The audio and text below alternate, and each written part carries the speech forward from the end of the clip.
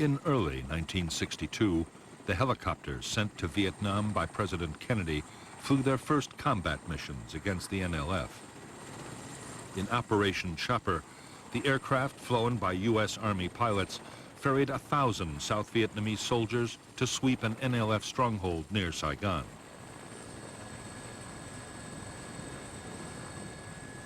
It was the beginning of a whole new phase of the conflict.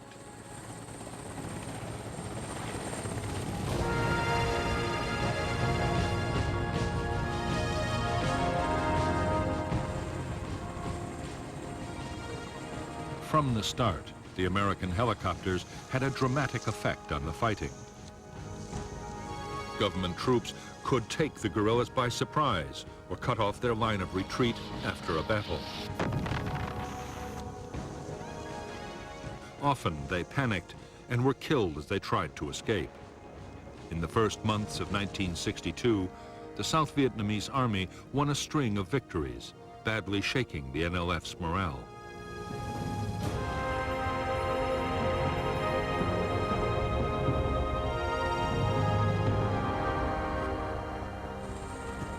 Using helicopters for offensive operations called for a whole new set of tactics.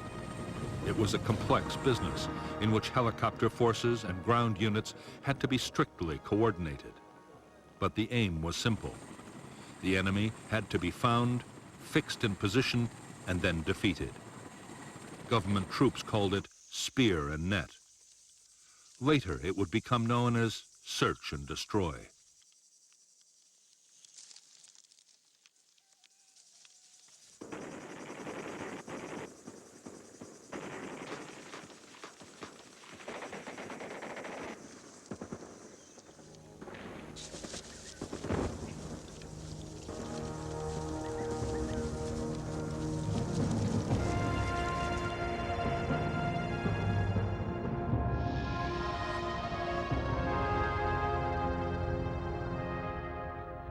A search and destroy operation usually began with intelligence locating an NLF unit.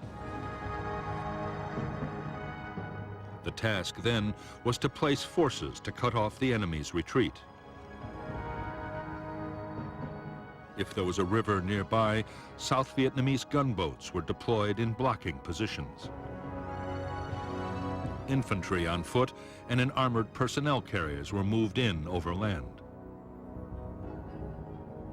Meanwhile, American helicopters loaded up with government troops rendezvoused with their escort of ground attack aircraft.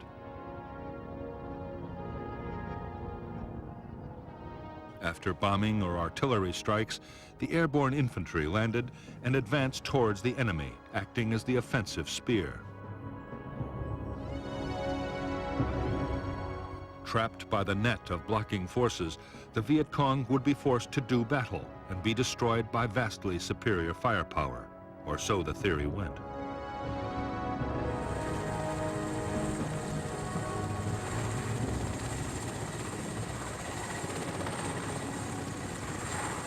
The instant success of helicopter operations seemed to prove that the approach favored by the Americans was the right one.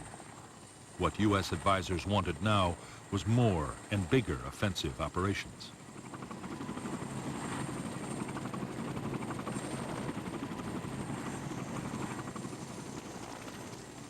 The greatest need was for more helicopters, and the Americans quickly provided them.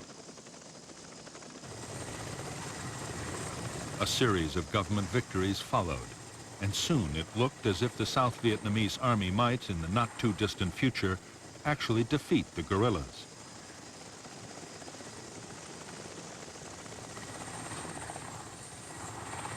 In July 1962, General Paul D. Harkins, head of the U.S. Military Assistance Command in Saigon, reported to Washington that tremendous progress was being made in South Vietnam. It was just what President Kennedy wanted to hear, and in the White House there was a deep sense of relief. They hoped they could bring home all U.S. military personnel by the end of 1965.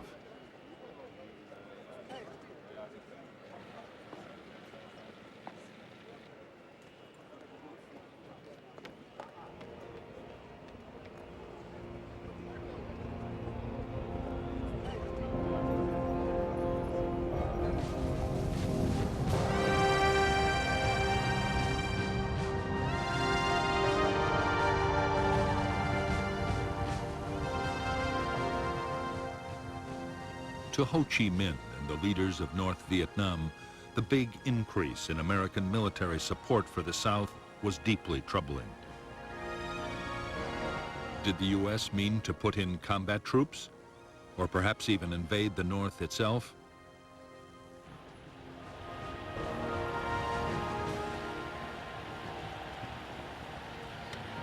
They appealed to the Chinese leader Mao Zedong for help.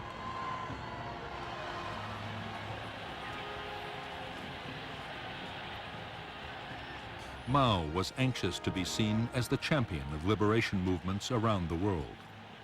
He was also determined to counter the American strategy in Vietnam. In the summer of 1962, the Chinese leader promised Ho Chi Minh substantial support for the guerrilla war against the Southern government. Right away, North Vietnam would get 90,000 extra rifles for the Viet Cong.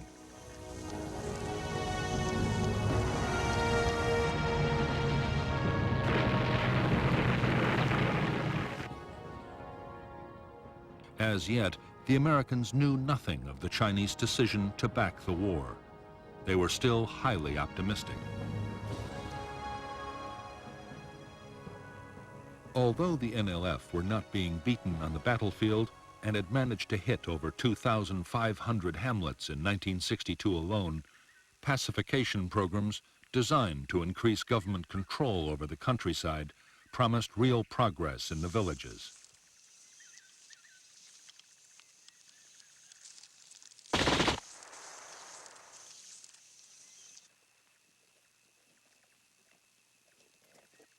In a program coordinated by the Central Intelligence Agency, U.S. Special Forces were working with Montagnard tribal groups in the Central Highlands of South Vietnam. They fortified villages and trained local volunteers to fight the Viet Cong in their own areas. The tactics involved setting ambushes, heavy night patrolling, and above all, responding fast to guerrilla incidents.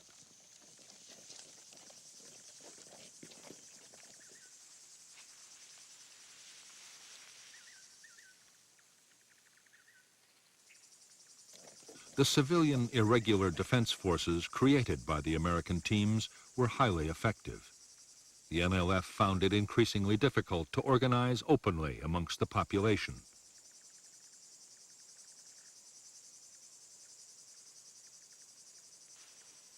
At its peak, the program would encompass thousands of villages and hundreds of thousands of people.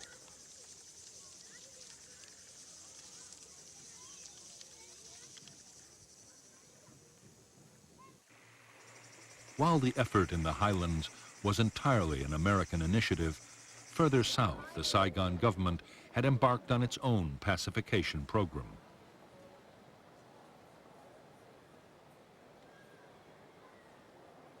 Backed by the CIA, called the Strategic Hamlets Program, the idea was to create 11,000 settlements which could defend themselves from the Viet Cong and bring government authority into the countryside. The campaign was a disaster from the start.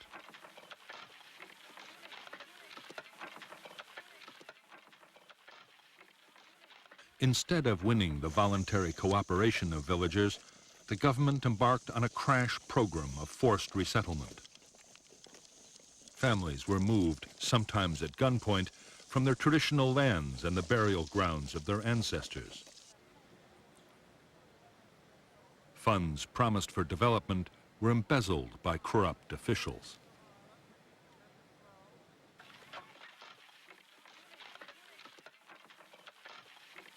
Soon, the strategic hamlets came to be seen by their inhabitants as little better than prisons. The result was a massive upsurge in support for the NLF, who vowed to destroy the strategic hamlets by every means possible.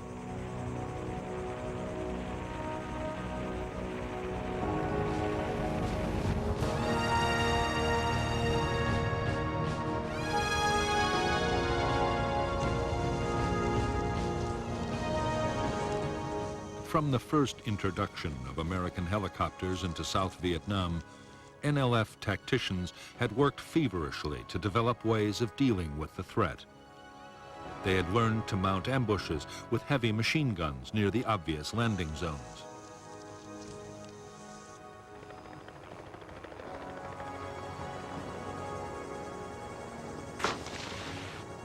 They also practiced breaking up their larger units at high speed and melting into the forests or swamps at the first sign of an enemy sweep.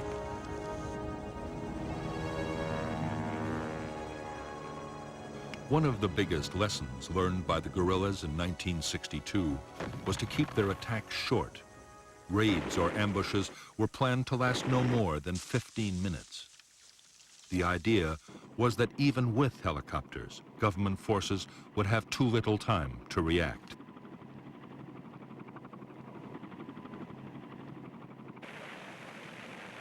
Slowly, by using their new tactics, the Viet Cong had recovered their confidence. So much so that by the start of 1963, they were able to inflict a shattering defeat on a South Vietnamese Army air mobile operation.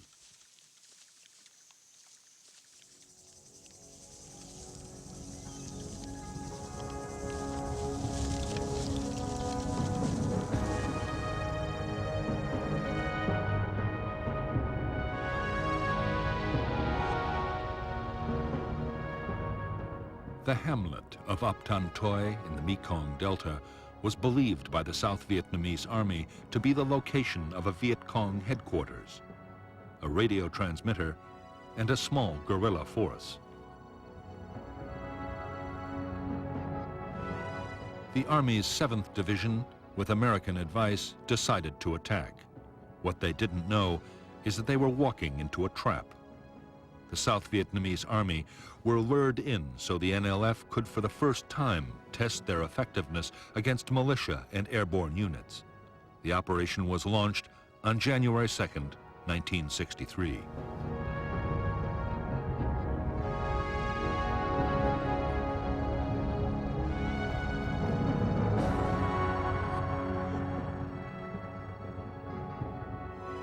The neighboring hamlets of Ap Tan Toi and Ap Bac were strung out along a raised dike and an irrigation canal.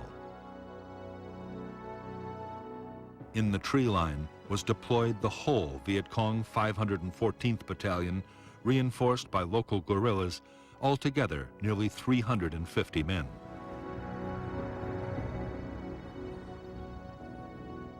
The 11th Regiment of the South Vietnamese Army landed north of Ap Tan Toi and exchanged fire with the Viet Cong. Meanwhile, a civil guard task force pushing from the south ran straight into the Viet Cong at Ap Bac and was stopped in its tracks.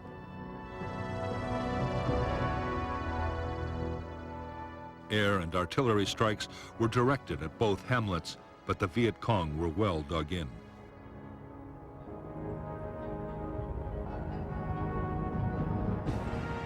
A reserve company of Army troops was landed in transport helicopters to attack Ap Tan Toi.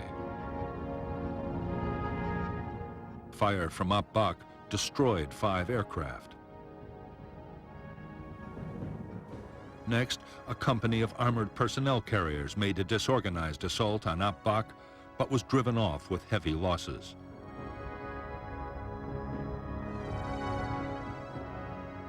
Airborne reinforcements were dropped in the wrong place by the Army commander. This allowed the Viet Cong to escape and avoided further government casualties.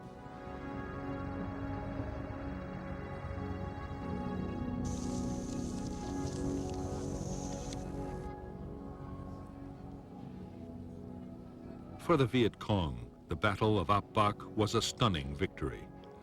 For the first time, they had stood their ground against helicopters and armored vehicles.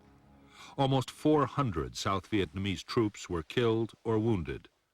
3 American advisors were also killed, and they had lost only 9 men themselves.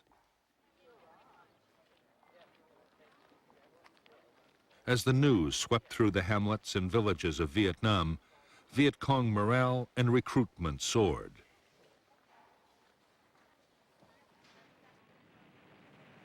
After Ap Bac, the guerrillas sharply accelerated the tempo of their operations. Attacks on strategic hamlets were launched almost every day, and hundreds were overrun. The guerrillas hit isolated government forts, tempting sources of arms and radios. Usually, they set ambushes for any army troops that might be sent to the rescue.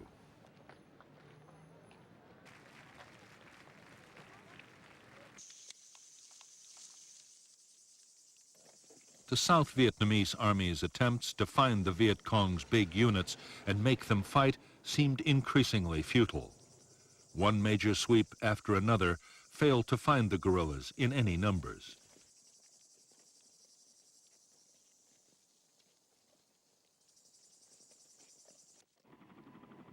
By now, many American advisors in South Vietnam, colonels and captains at the sharp end of the battle, had begun to ask questions about U.S. military doctrine.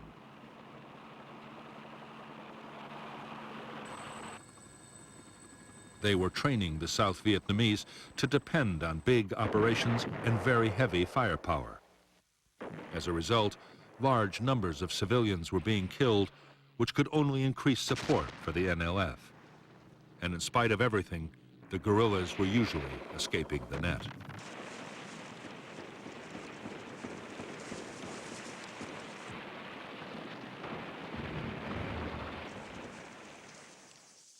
What the advisors wanted were tactics more like those the Special Forces had adopted in the Central Highlands. Small unit patrolling, ambushes, and night operations, all the time working closely with local people.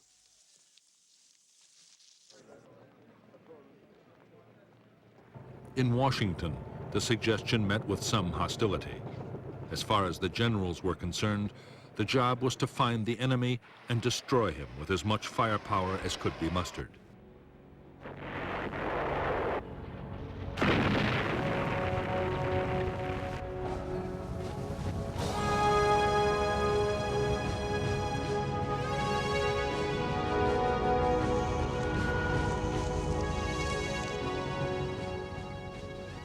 For years, President Diem had filled the ranks of South Vietnam's government officials with fellow Catholics, enraging the majority Buddhist population. From the beginning of May 1963, there were widespread protests. Diem reacted violently. The army raided temples. Monks, nuns, and priests were arrested, and demonstrators were shot in the streets by police.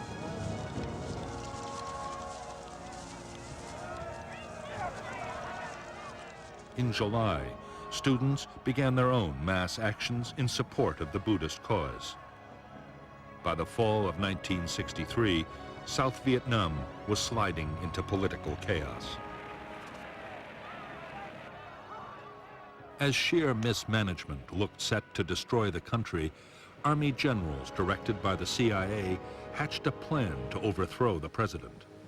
American officials, exasperated at Diem's failures, signaled that Washington would not oppose a coup.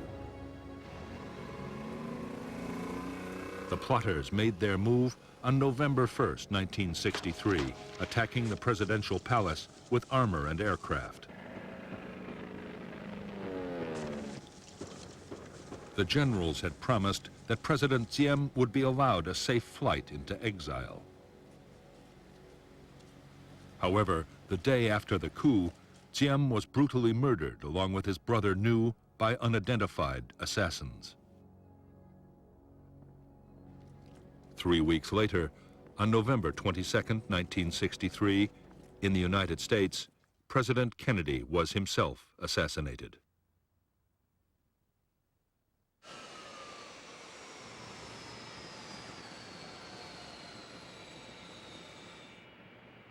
Kennedy's place was taken by his Vice President Lyndon Baines Johnson. Johnson had always been wary of America's involvement with Vietnam. Now he had inherited a strong U.S. commitment to the South. Whatever his private doubts, it was a commitment he was determined to honor.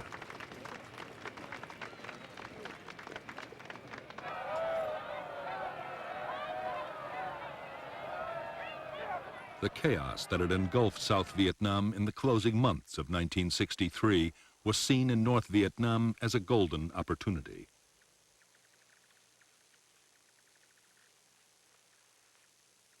Ho Chi Minh and most of his fellow leaders saw the chance of a quick victory if the war was stepped up fast.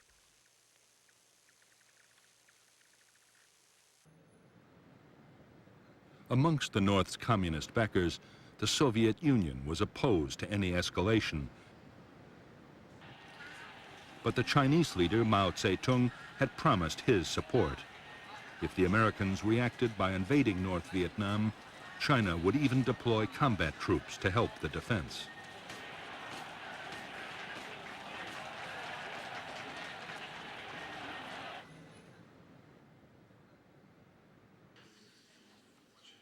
In December 1963 in Hanoi, the Central Committee of the Communist Party approved measures to intensify the war in South Vietnam.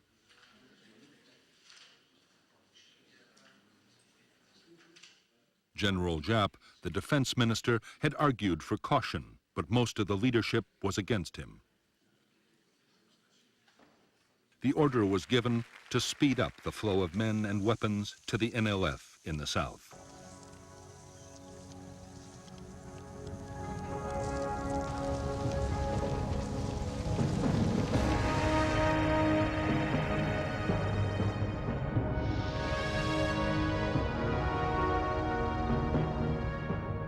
In 1959, a specialized North Vietnamese Army unit, Group 559, had been formed to create a supply route from the north to the Viet Cong in South Vietnam.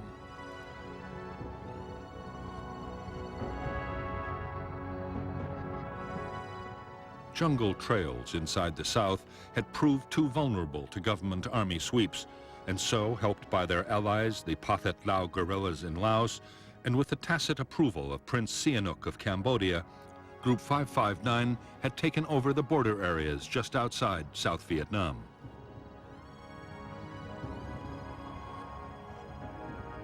A primitive route was developed, soon known as the Ho Chi Minh Trail, with offshoots into Vietnam along its entire length. By early 1964, the trail was being transformed into a secret jungle highway with depots, air defense, and garrisons of permanent logistics troops.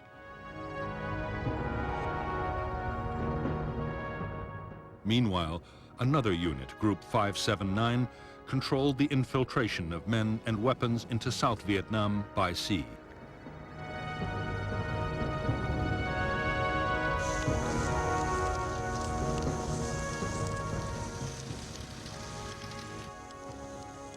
In the first months of 1964, the NLF stepped up their campaign in a concerted effort to push South Vietnam to the edge.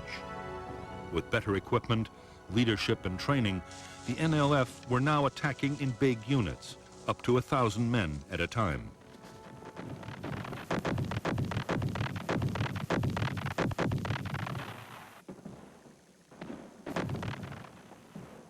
As the guerrillas sensed victory and piled on the pressure, on January 30th, there was yet another military coup in Saigon. The U.S. Defense Secretary, Robert McNamara, was dispatched to Vietnam to boost the authority of the new leader, General Nguyen Thanh. Yet few American officials imagined Thanh could soon win popular support or rally the demoralized South Vietnamese army.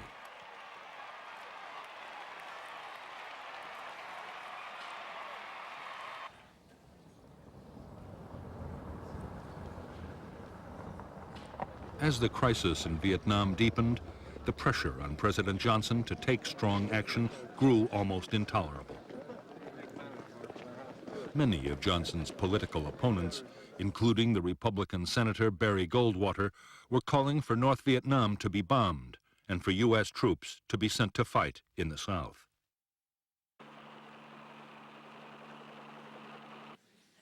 The Joint Chiefs of Staff were also insisting that decisive military action would have to be taken to pressure Hanoi.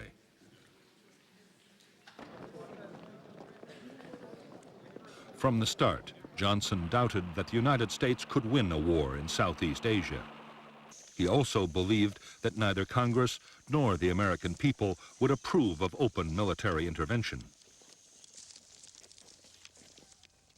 However, he did agree to covert actions against North Vietnam, including secret bombing of economic targets and villages along the Laotian border.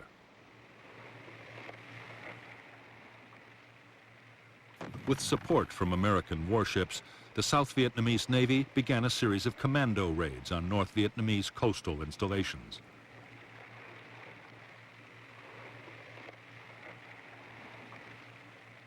It was one such operation in August 1964 that would set the stage for a dramatic clash between U.S. and North Vietnamese naval forces.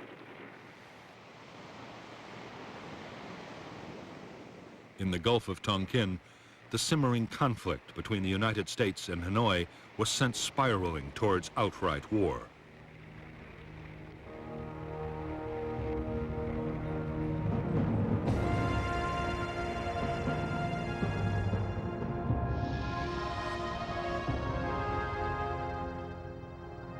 On the night of 30th July 1964, South Vietnamese commandos attacked two small North Vietnamese islands in the Gulf of Tonkin.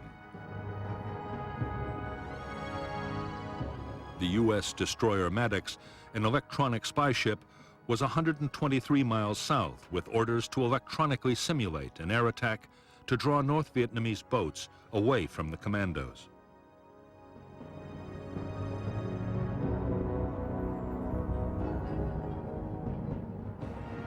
On August 2nd, 3 North Vietnamese torpedo boats approached the Maddox at high speed, mistaking it for a South Vietnamese escort vessel.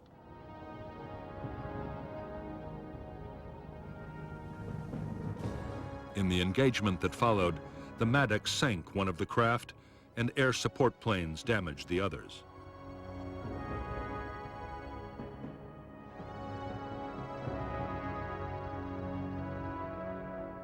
Maddox continued operations, reinforced by a second destroyer, the U.S. Turner Joy. 2 nights later, still gathering intelligence and in bad weather conditions, the captain of the Maddox reported that he thought they had been fired on and were about to be attacked. As he later reported, no attack took place.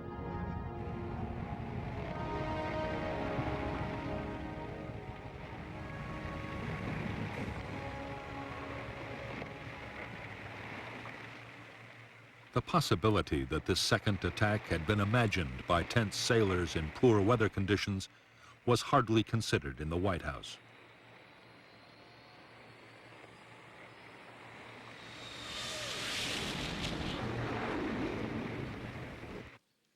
Six hours after the supposed attack, a retaliation against North Vietnam was ordered by President Johnson. American jets bombed 2 naval bases. A major oil facility was also destroyed. 2 U.S. aircraft were lost in the raids.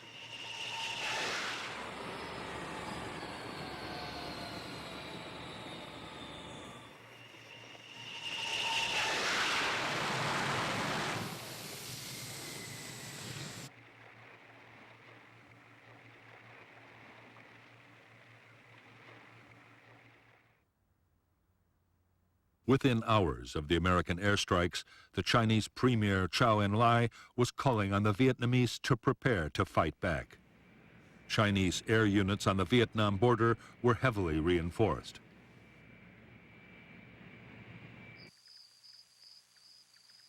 Frantic efforts were made to improve North Vietnam's anti-aircraft defenses. At the same time, jets of the fledgling North Vietnamese Air Force returned to Vietnam from their training base in China.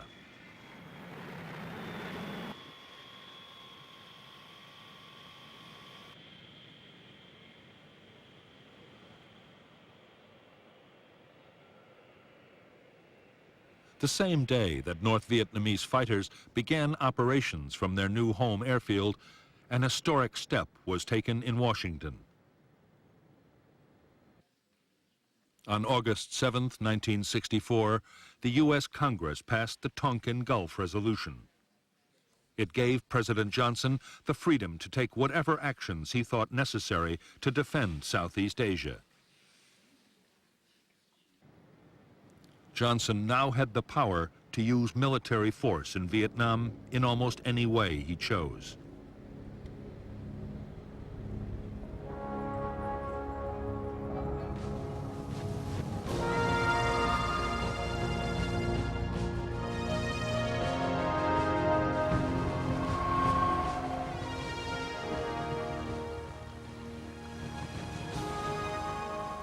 In North Vietnam, there was a growing fear that the United States meant to deploy troops in the south and perhaps even invade the north itself.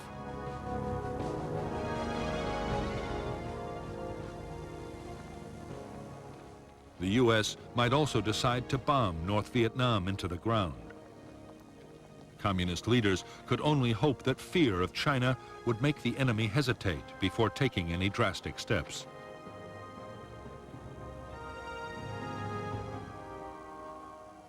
Meanwhile, a bold stroke might win the war in the South before the Americans could intervene.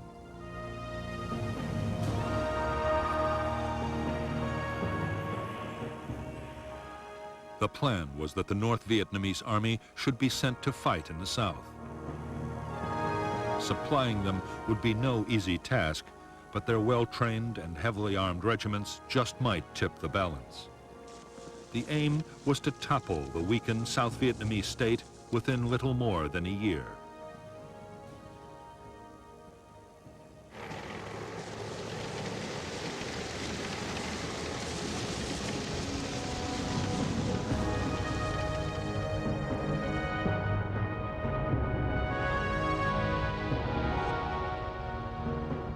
The first North Vietnamese army units to be raised and trained for combat in the South were the 32nd and the 33rd Regiments of the 325th Division based at Dong Hoi. The 66th Regiment of the 304th would follow next. The plan was that starting in October, the troops would march for 6 weeks down the Ho Chi Minh Trail and enter South Vietnam's central highlands in early 1965.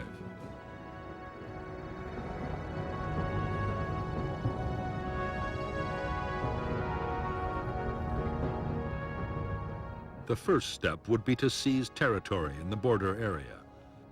At the same time, the Viet Cong would take over the coastal provinces of Quang Ngai and Bien Dinh. The NVA would then advance along the line of Highway 19 between Pleiku and Quy Nhon, splitting South Vietnam in two. Meanwhile, the Viet Cong would mount big attacks in the Mekong Delta and around Saigon. Victories there would open the way for a general offensive and trigger the popular uprising which would sweep away the Saigon government.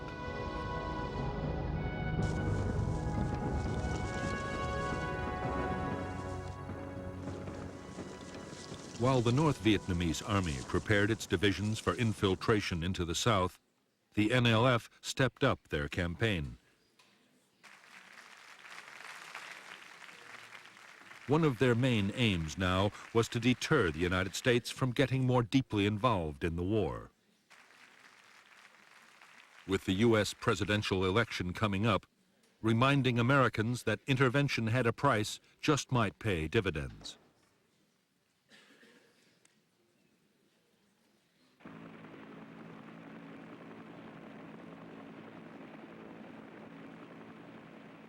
On November 1st, 1964, only 2 days before the election, Ben Hoa Air Base near Saigon was blasted by Viet Cong mortars. 4 Americans were killed and 76 wounded. 5 B-57 bombers were destroyed and 15 damaged. Although the attack seemed a blatant provocation, President Johnson was determined not to react in a way that might endanger his election chances. His restraint seemed to have paid off handsomely when, on November 3, 1964, he resoundingly defeated his rival, Barry Goldwater.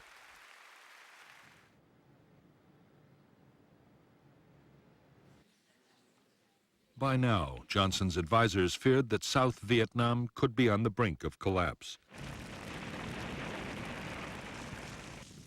From January 1st, 1965, through to February 7th, 1965, the Viet Cong mounted a series of coordinated attacks across the country. They took and held the village of Binh Gia, only 40 miles from Saigon, severely mauling government army units sent to the rescue.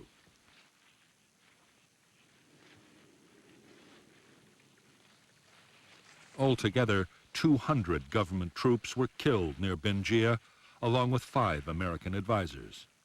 The battle culminated in a devastating ambush that almost wiped out a relief column of elite South Vietnamese Army Rangers.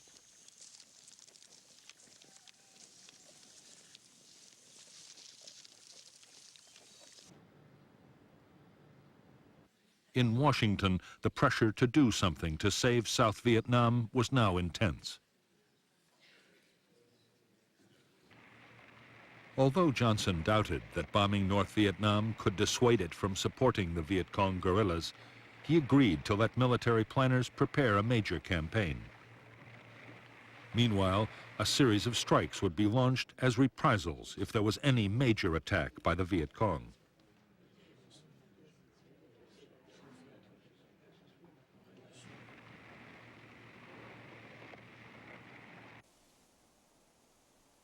The provocation came on February 7, 1965. A U.S. helicopter base and advisory compound in the central highlands of South Vietnam was attacked by NLF commandos. 9 Americans were killed and more than 76 were wounded. Johnson ordered immediate retaliation, and U.S. Navy fighter bombers were launched to attack military targets just inside North Vietnam.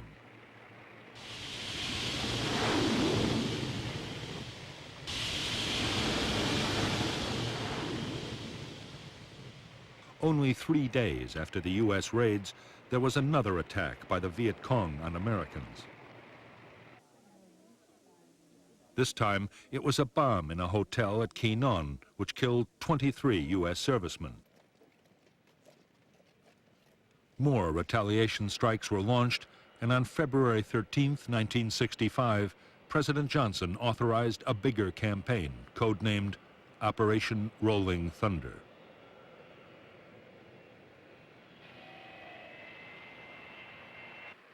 Rolling Thunder was to be a limited but long-lasting offensive.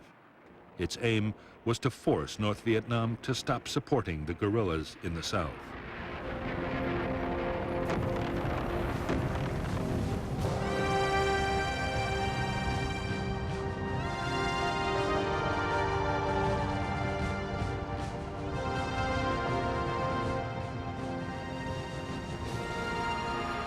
As Operation Rolling Thunder got underway, the chief of the U.S. Military Assistance Command in Saigon, General William C. Westmoreland, grew increasingly worried about the security of bases involved in the campaign.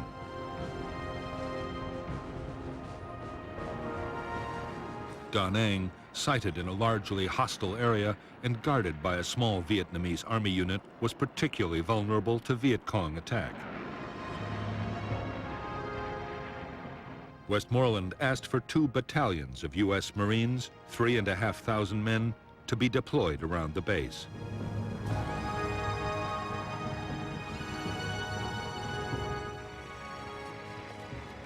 On March 8, 1965, a battalion of the 9th Marine Expeditionary Brigade went ashore at Da Nang. The 2nd Battalion would arrive later by air. The Marines' mission was to be strictly confined to defending the Da Nang base.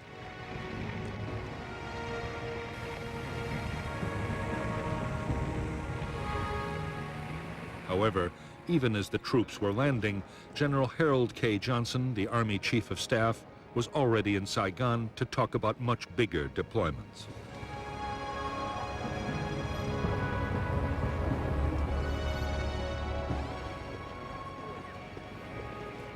General Johnson had been appointed by the president his special representative. His mission was to prompt General Westmoreland and U.S. Ambassador Maxwell Taylor to say what troops they needed to win the war.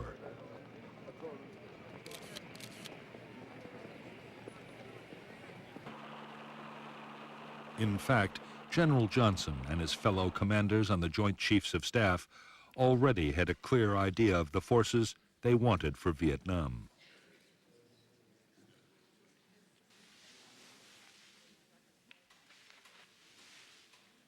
The Joint Chiefs' wish was for 3 divisions, around 70,000 men. That was the number called for in their defense plan for Southeast Asia, Operation Plan 32. The plan had been designed to meet an invasion of South Vietnam from the north or China, something that no one now expected to happen.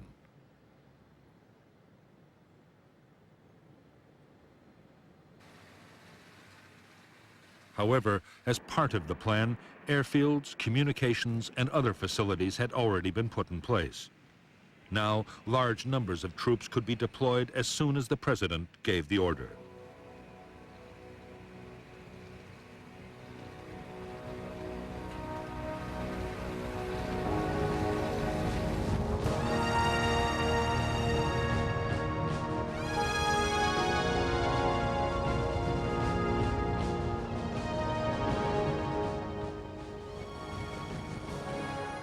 It was American public opinion that most worried President Johnson. He was determined to move slowly on sending more men to Vietnam. He agreed to another 3,000 Marines and 20,000 logistics and support troops to prepare for further deployments. But for the moment, that was as far as he would go.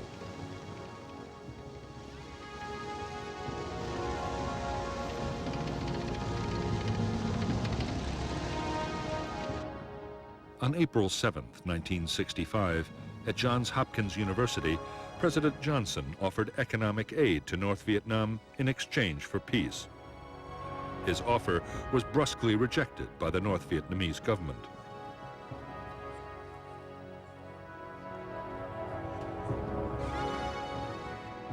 Two weeks later, Johnson agreed to raise U.S. combat strength in Vietnam to more than 60,000 troops. Allied forces from Korea and Australia would be added as a sign of international support.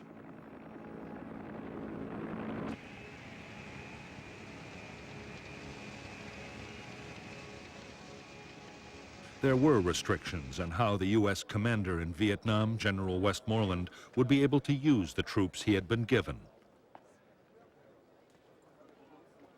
They were to operate only inside clearly defined enclaves around their bases.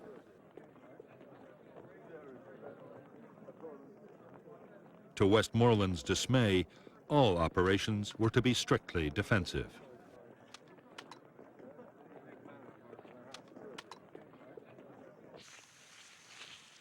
The American policy of defending enclaves would soon be severely tested by the Viet Cong. The guerrillas were planning to unleash a massive offensive. The campaign was designed to inflict the final blows on the tottering South Vietnamese state.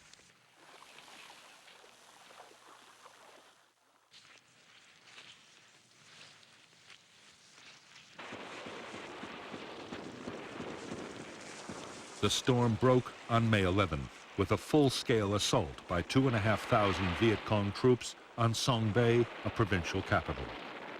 After fierce battles in and around the town, the Viet Cong withdrew, but only after holding Song Bay for nearly 2 days.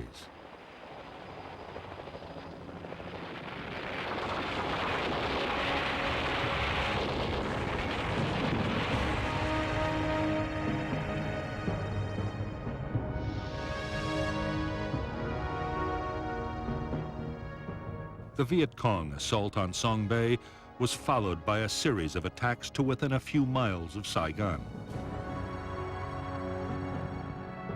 Meanwhile, in the Central Highlands, U.S. intelligence had detected all the elements of the North Vietnamese Army's 325th Division and signs that the 304th was on its way.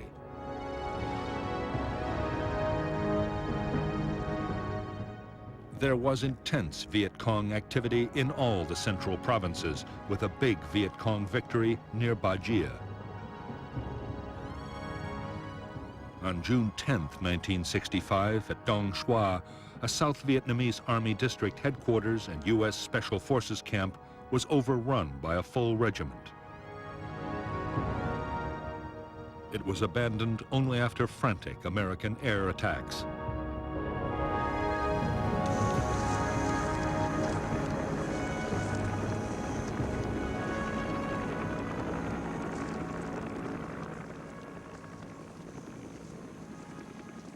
The sheer scale of the Viet Cong's new offensive had far surpassed anything that either the South Vietnamese Army or the Americans had anticipated.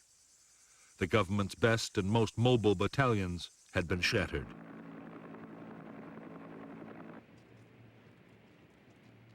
The disaster was followed by political upheaval. A faction of young military officers installed Air Vice Marshal Key as prime minister and General Nguyen Van Thieu as president, openly restoring military government.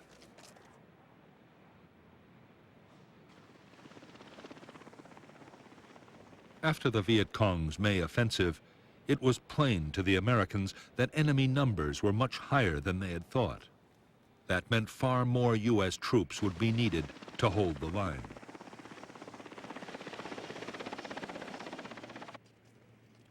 Estimates of just how many kept rising until on June 7, 1965, General Westmoreland asked Washington for 200,000 men.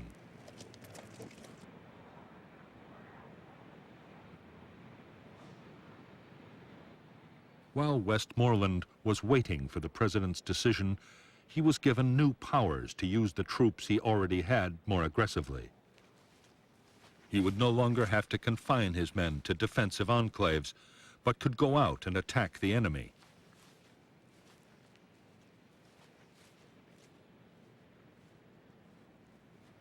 On June 27, 1965, General Westmoreland launched the first purely offensive operation by American ground forces in Vietnam. It was a sweep into NLF territory just northwest of Saigon.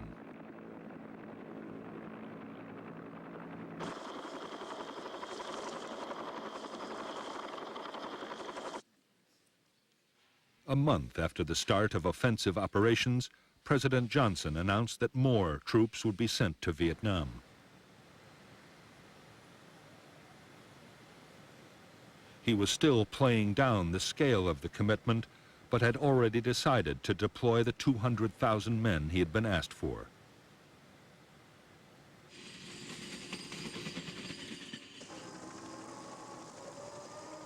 The following day, the first troops of the big buildup arrived in Vietnam. The men were a battalion of the 101st Airborne Division. By this time, there was no longer any doubt about just what their mission would be. They were to find the Viet Cong's main force military units and destroy them on the battlefield.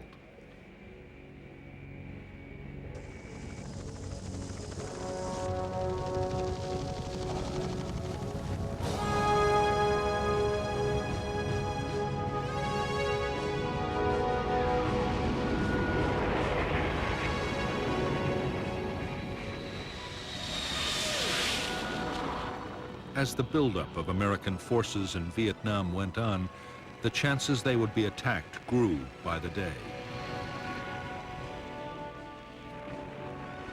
On August 5th, NLF sappers penetrated an oil storage depot near Da Nang and blew up 2 million gallons of fuel.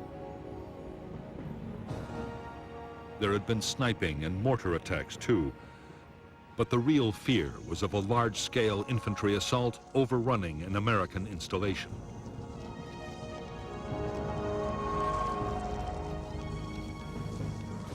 What the Americans needed was accurate and timely intelligence about what the enemy intended to do.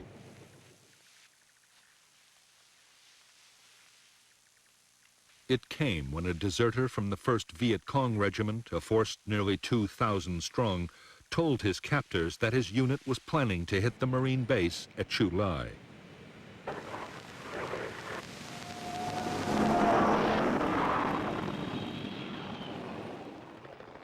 The Marines quickly planned a full-scale operation to trap the Viet Cong regiment in its assembly area. The operation was planned in the strictest secrecy. Codenamed Operation Starlight, and deploying 4,000 troops, it would be the first American regimental-sized battle since the war in Korea.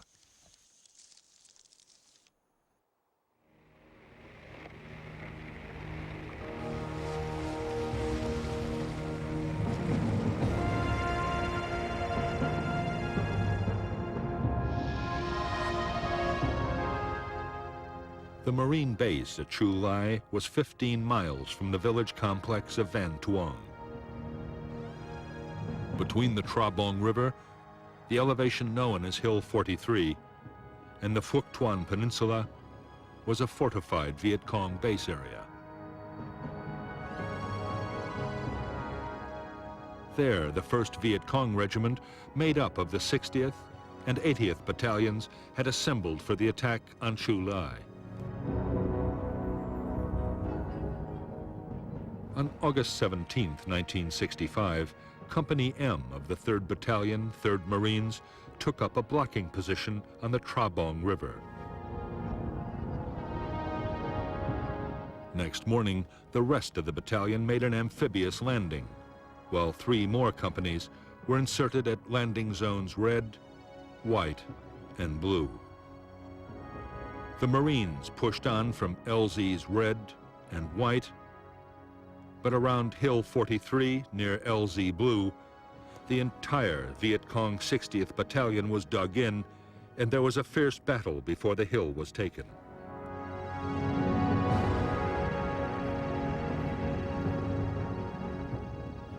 There was also heavy Viet Cong resistance near the hamlet the Americans called Ah Chuang Tu.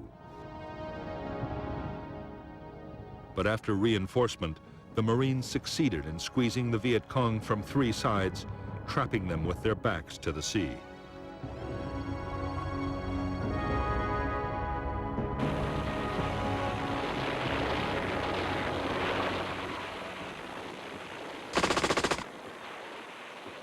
In Operation Starlight, it was the early battles that proved the heaviest.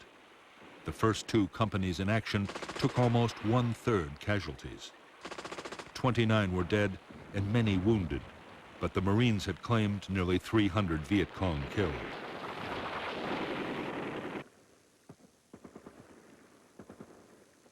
The next 5 days involved only small-scale actions. As the Marines advanced, the Viet Cong, numbed by the shattering naval, artillery, and air bombardments, fought delaying actions as they tried to disengage.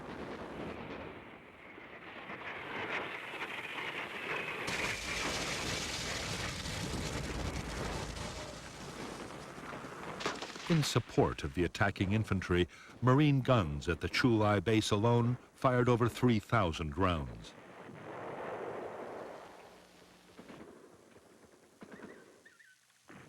The ships fired another 1,500. Marine air support was so effective that at times aircraft were dropping their bombs within 200 feet of their own troops.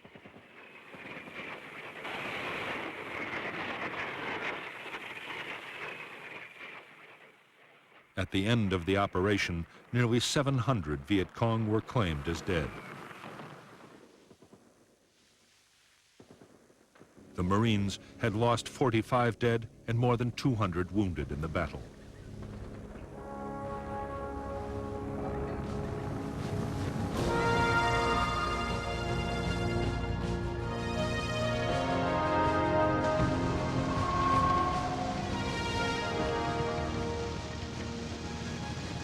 For the United States Marines, Operation Starlight had been a resounding victory. In the first major battle of the war, the guerrillas had been defeated on their own territory and by inexperienced troops.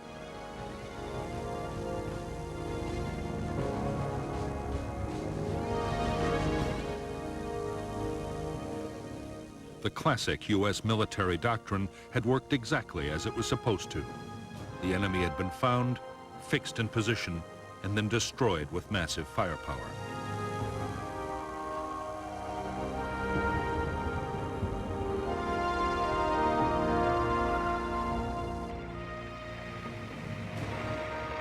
The Marines moved fast to take advantage of their victory in Operation Starlight. They launched a series of attacks against NLF concentrations along the coast.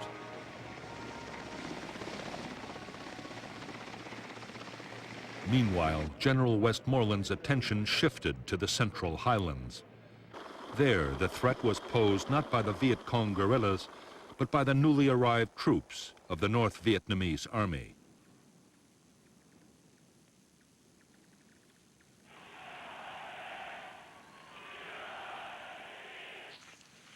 It was against these professional and highly trained regiments that the Americans would fight their next major battle.